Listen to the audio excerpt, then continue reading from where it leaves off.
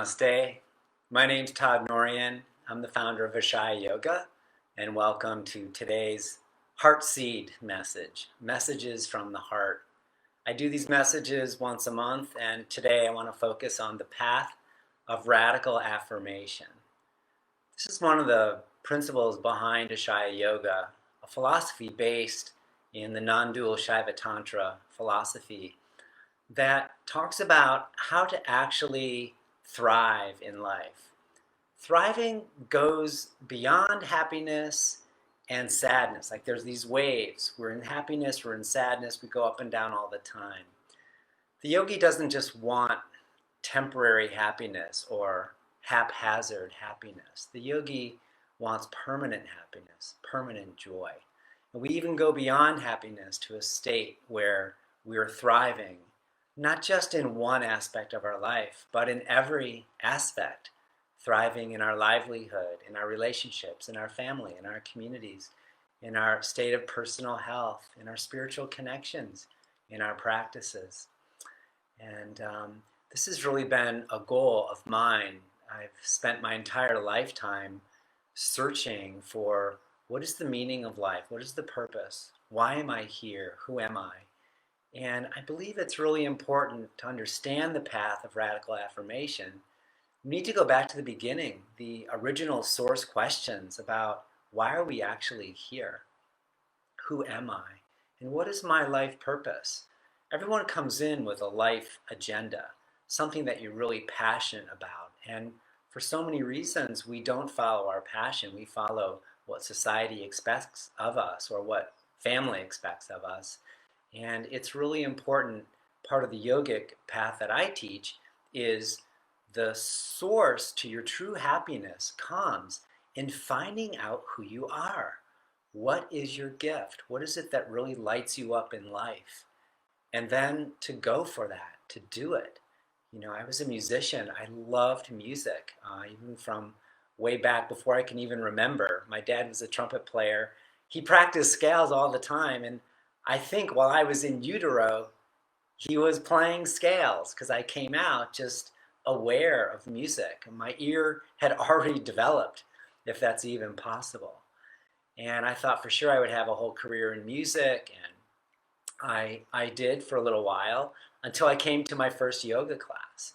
Tears poured out of my eyes at the end of that class because suddenly I was able to remember why I was really brought here, why I'm really here. And it moved my heart, it stirred me so much that instead of wanting to become this musician, where that was my main focus, I was told, well, why don't you become a musician of life? That's what yoga is, learning how to become a virtuoso. Yoga is the virtuosity of becoming yourself. And that's exactly what I did. Now, of course, my music followed me, and I certainly still love music, but forget about it. If you want me to play a jazz standard right now, I wouldn't be able to do it. So that's how life evolves. But this capacity to affirm life, to affirm that life is a true gift, and that this life is like a game. It's a game of hide and seek where we've forgotten who we are, and we're here to rediscover that, to rediscover who we are. And it's the greatest game on earth. It's a game that you can't win and you can't lose, but you can only learn how to play. And, you know, as I improvise in my music and my jazz, learning how to improvise and learning how to play, learning how to stray away from the melody and the chord changes and then bring it back. It is like we're improvising this life and letting the heart be the chord changes, letting the heart be the melody, and finding out the true song that's inside of you that you are meant to sing. Many people, they haven't found their song, or they have chosen to stop singing their song. They quit on life. That's maybe the opposite of life as path of radical affirmation. Or someone just sings other people's songs. They do cover songs all the time, which of course I used to do in my bands. Um, and we have this opportunity to write our own song, to find out what it is, what's the true gift that we have as individuals. There's a tantric teaching that says that we are the crystallization of the divine's desire to know itself. It's just we've forgotten. And so all the practices and this whole idea of path of radical affirmation is to come back to a place of knowing ourselves such that we can, yes, be happy. We want to be happy. And it takes a lot of work to get to be happy. But to go even beyond that, into a place where you're thriving in life. And when you thrive because you've connected to the source of who you are, you know your life purpose, you know your life agenda. And of course, that can morph and change as we go through life. That you start to see that life has your back, that every experience that you've had, both positive and negative, has shaped and molded and formed the person that you are today. And instead of letting our history get in the way of our destiny, the history becomes a very important part that we build a destiny of greatness and a destiny of future. We are meaning-making machines.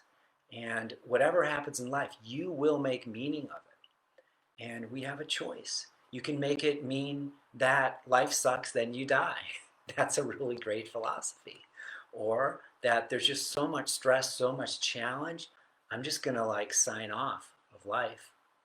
Or so you can dim your light down. Or you can turn the light up and say, wow, this challenge is only coming for me in life right now because I'm ready to go to the next level. We need to learn how to upright ourselves, how to really believe in life, come back to a place where even though there's challenge, it's an unsteady time, it's an uncertain time. That's more reason to be able to rise up and be strong in who the universe has made you to be.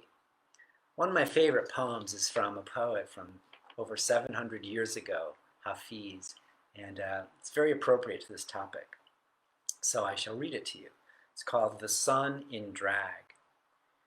You are the sun in drag, S-U-N. You are the sun in drag.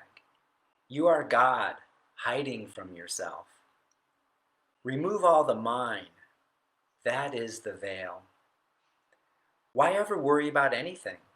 Listen to what your friend Hafiz knows for certain. The appearance of this world is a magi's brilliant trick, though its affairs are nothing into nothing. You are a divine elephant with amnesia trying to live in an ant-hole. Sweetheart, oh sweetheart, you are God in drag. So I love this idea. We're all drag queens. God's basically discovering who we truly are, even when it's against societal norms. Be that person.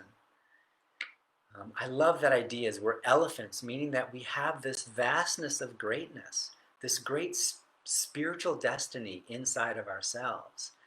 And yet we have amnesia. We're trying to live in an anthill. We make ourselves small. So this is the invitation. This is the challenge to rise up, to take hold of yourself, to come and join a community of other like-minded beings that are all here on this journey of self-discovery. Because when you know who you are, you can serve with your whole being. The path of radical affirmation is saying yes to life, yes to the game. Okay, we can't win, we can't lose, but can you say yes to wanting to play the game and get really good at playing the game? Because the result of that is then you're thriving in life. You bring so much joy. And guess what? When you're happy, the whole world gets happier around you. And the opposite is also true. When you're miserable inside, you make everybody else miserable around you. We all know that. So this is just a reminder of things you already know, but to stand tall, stand strong in who you are truly meant to be. And if you're not quite sure what your life purpose is, meditate, do yoga practice, contemplate, study, learn. And And that will get revealed. And it's not like fast food yoga. I don't teach fast food yoga. You have to commit. It takes time, steady practice over a very long time, where we start to break down the patterns of fear, where we avoid life, where we set up our house in an anthill, when really we need the vastness of the African jungle for the wildness of our heart, so that this huge spiritual elephant inside can roam freely and live naturally and have a life full of freedom, fulfillment, and joy. Thank you so much for taking the time to listen to this. Namaste.